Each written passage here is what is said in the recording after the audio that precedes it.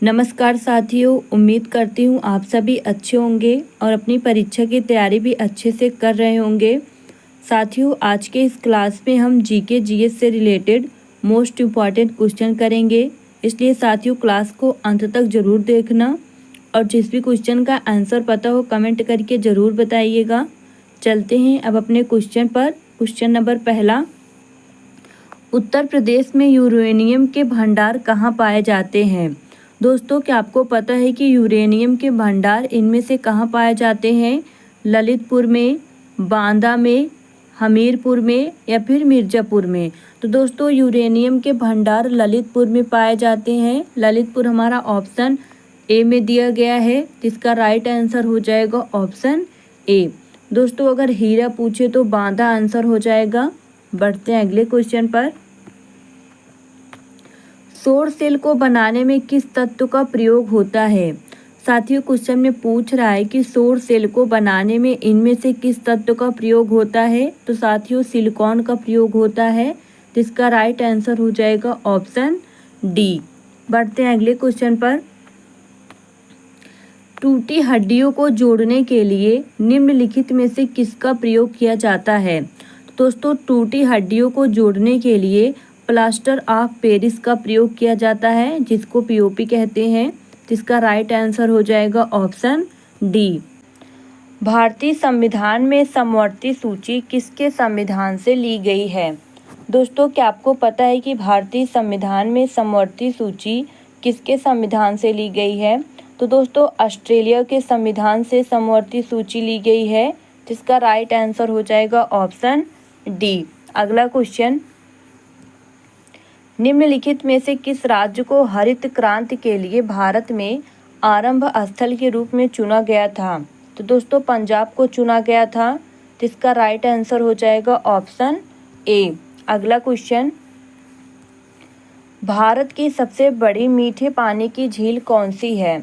दोस्तों, क्या आपको पता है कि भारत की सबसे बड़ी मीठे पानी की झील कौन सी है? तो दोस्तों, वूलर झील है, जिसका राइट आंसर हो जाएगा ऑप्शन डी। बढ़ते हैं अपने अगले क्वेश्चन पर। 2011 की जनगणना के अनुसार उत्तर प्रदेश के किस जिले की जनसंख्या सबसे ज़्यादा है? गोरखपुर, लखनऊ, इलाहाबाद, बरेली? तो दोस्तों, इलाहाबाद की जनसंख्या सबसे ज़्यादा है, जिसका राइट आंसर हो जाएगा ऑप्शन सी। देखते हैं अगले क्वेश्चन को।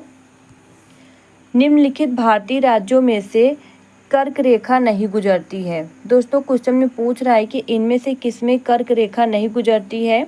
राजस्थान में, त्रिपुरा में, मिजोरम में या फिर उत्तर प्रदेश में?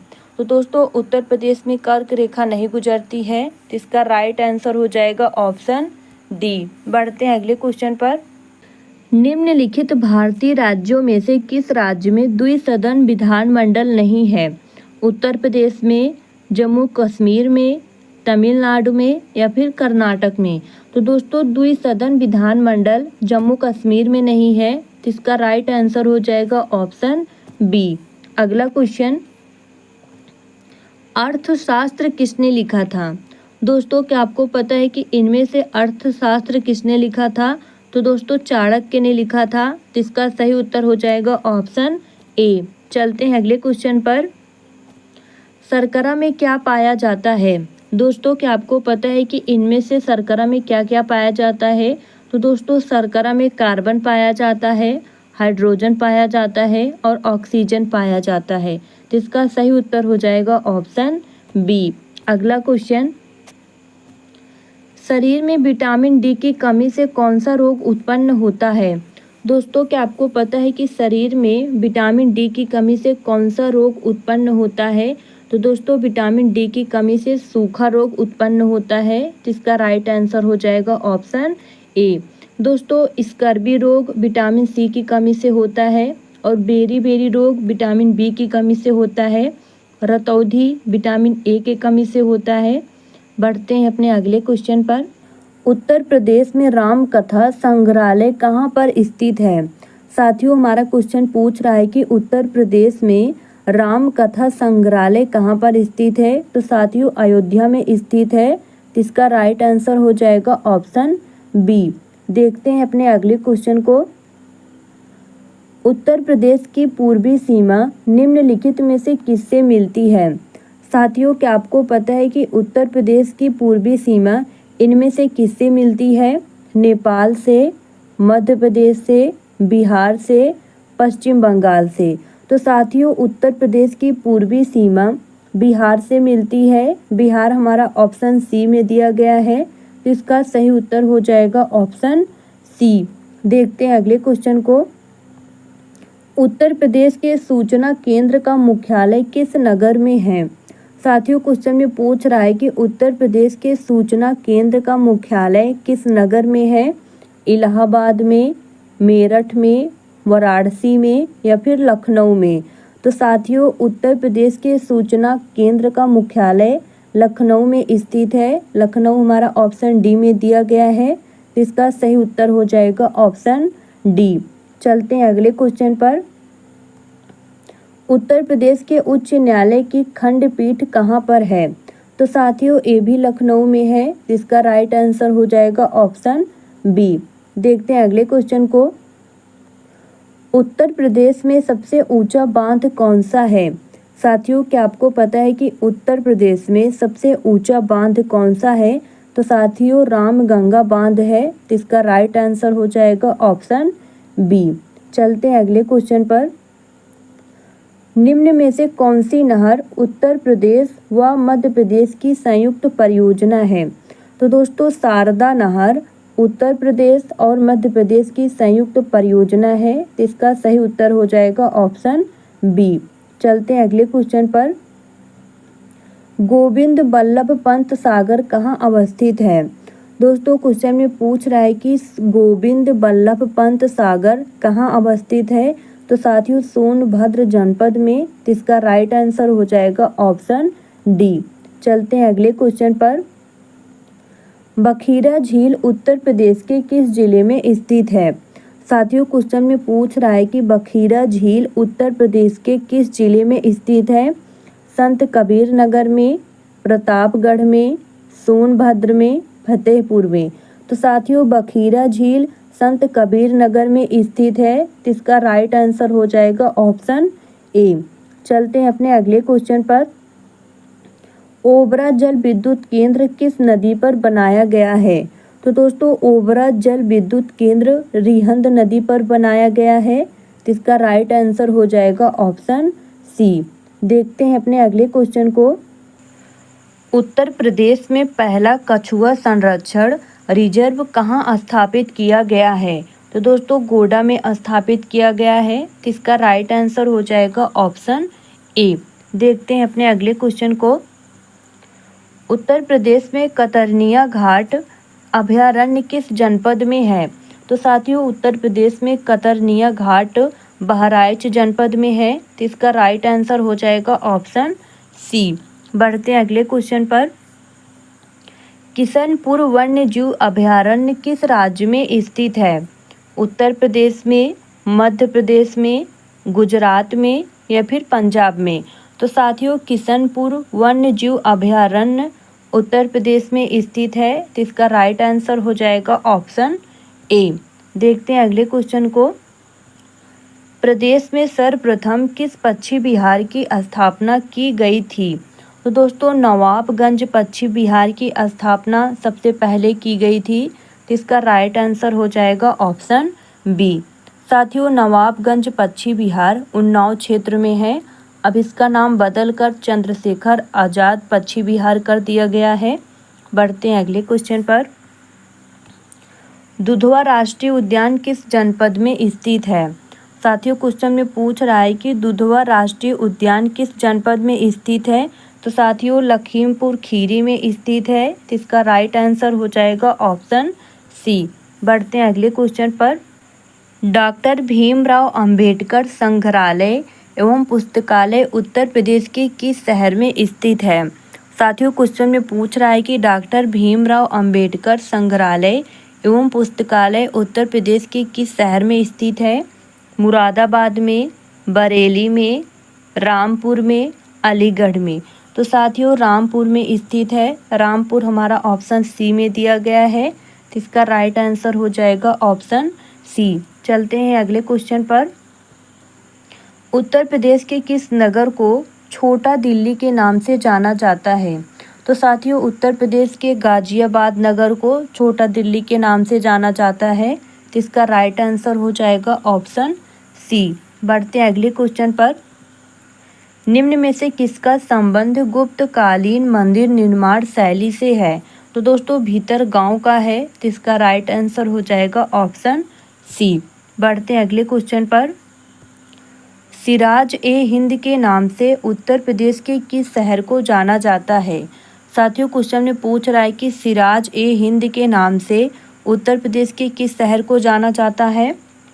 मेरठ को, लखनऊ को, जौनपुर को, सुल्तानपुर को। तो दोस्तों, सिराज ए हिंद के नाम से जौनपुर को जाना जाता है। तो इसका राइट आंसर हो जाएगा ऑप्शन सी। देखते हैं अगले क्वेश्चन को। मुगल कालीन इतिहासकार किस राज्य को हिंदुस्तान की संज्ञा देते हैं? दोस्तों, क्वेश्चन में पूछ रहा है कि मुगल कालीन इतिहासकार किस राज्य को हिंदुस्तान की संज्ञा देते हैं? तो दोस्तों, उत्तर प्रदेश को। तो इसका राइट आंसर हो जाएगा ऑप्शन बी। बढ़ते हैं अगले क्वेश्चन पर। आगरा एवं अवध के संयुक्त प्रांत को वर्ष 1937 में क्या नाम दिया गया था? तो दोस्तों, संयुक्त प्रांत दिया गया था। तो इसका राइट आंसर हो जाएगा ऑप्शन डी। बढ़ते हैं अगले क्वेश्चन पर।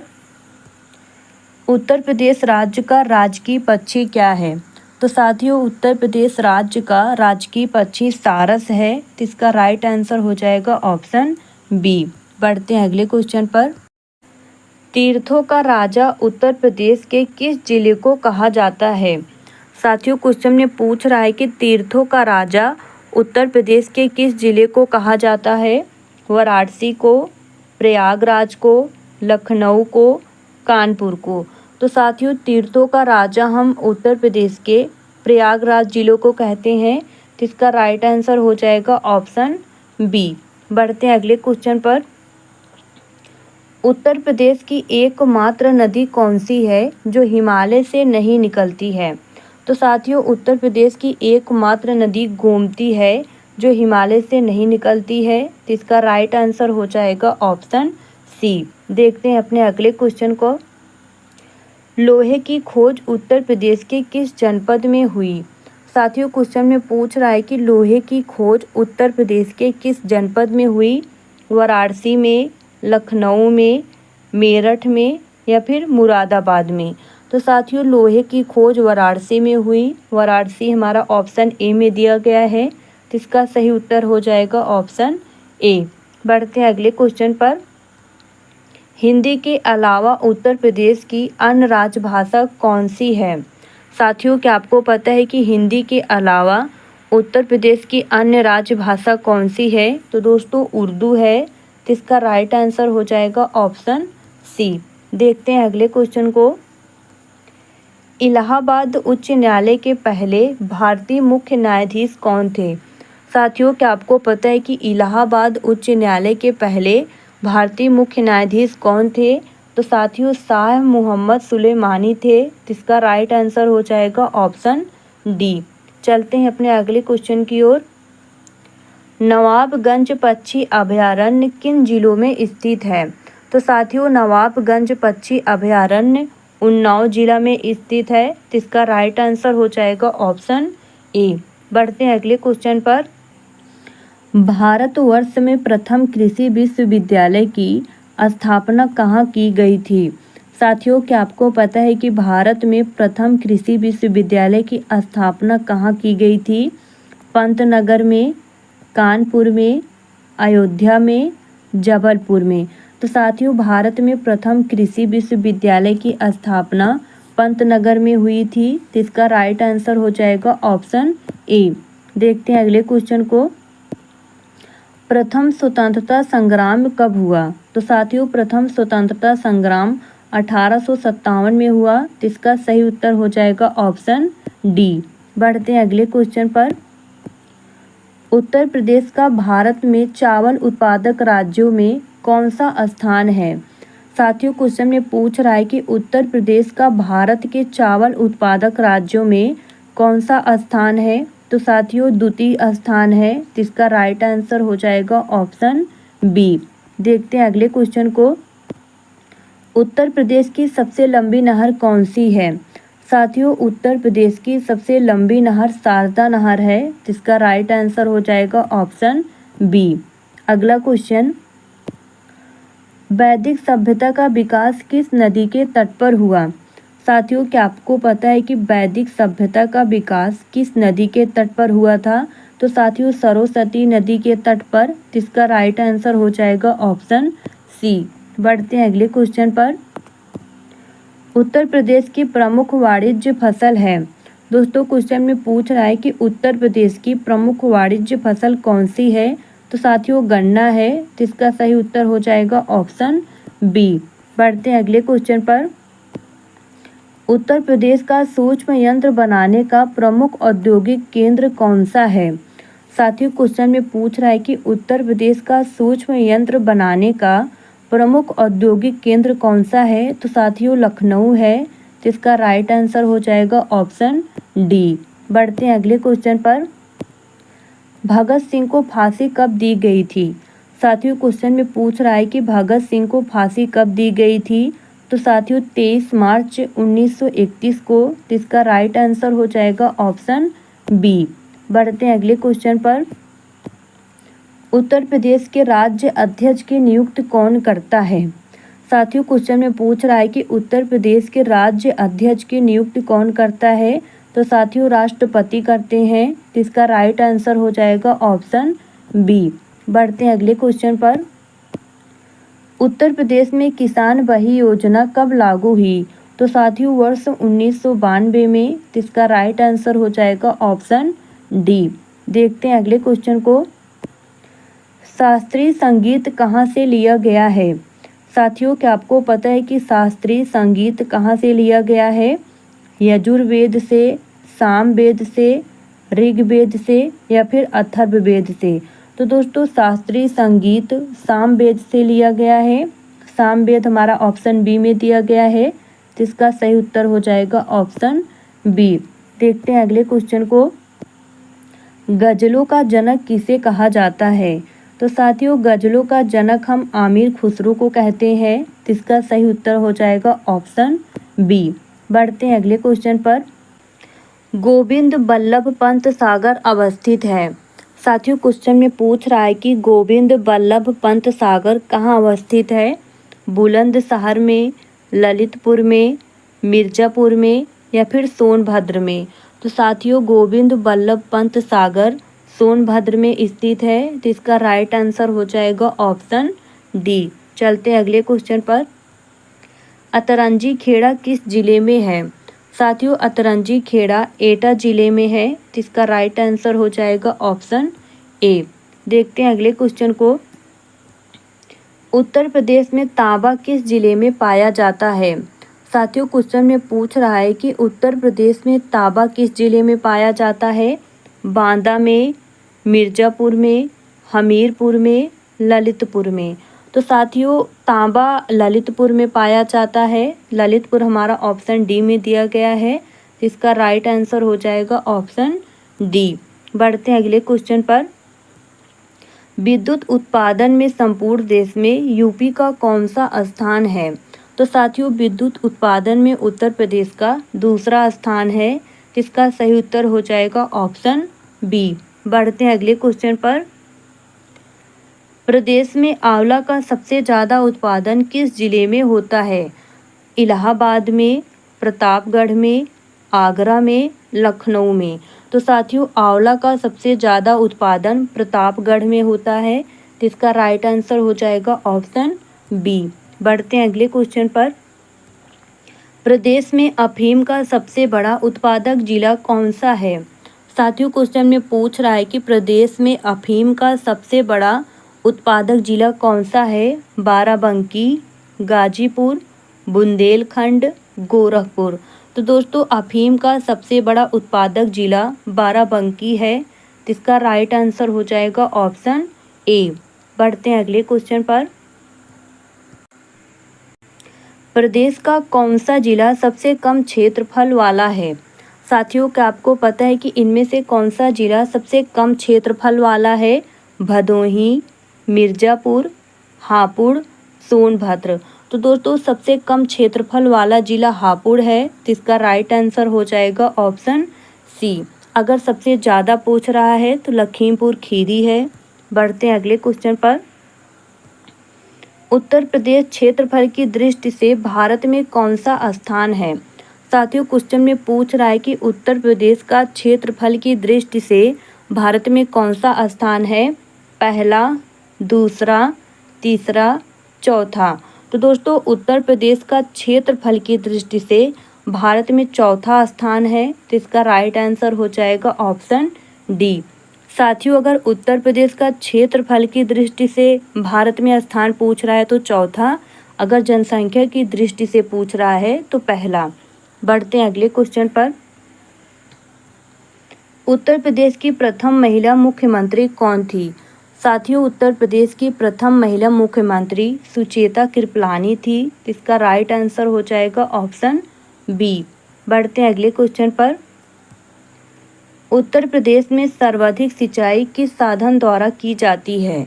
तो साथियों, उत्तर प्रदेश में सर्वाधिक सिंचाई कुएं और नलकूप द्वारा की जाती है, तो इसका राइट आंसर हो जाएगा ऑप्शन डी। देखते हैं अगले क्वेश्चन को। उत्तर प्रदेश में भारत की कुल कितने प्रतिशत कृषि योग्य भूमि है? दोस्तों क्वेश्चन में पूछ रहा है कि उत्तर प्रदेश में भारत की कुल कितने प्रतिशत कृषि योग्य भूमि है? तो साथियों 22% है, तो इसका राइट आंसर हो जाएगा ऑप्शन ए। चलते हैं अगले क्वेश्चन पर। उत्तर प्रदेश में कौन सी मिट्टी सर्वाधिक पाई जाती है? तो साथियों उत्तर प्रदेश में सर्वाधिक जलोढ़ मिट्टी पाई जाती है, तो इसका राइट आंसर हो जाएगा ऑप्शन बी। बढ़ते हैं अगले क्वेश्चन पर। आगरा नहर किस नदी से निकाली गई है? तो दोस्तों आगरा नहर यमुना नदी से निकाली गई है, तो इसका राइट आंसर हो जाएगा ऑप्शन डी।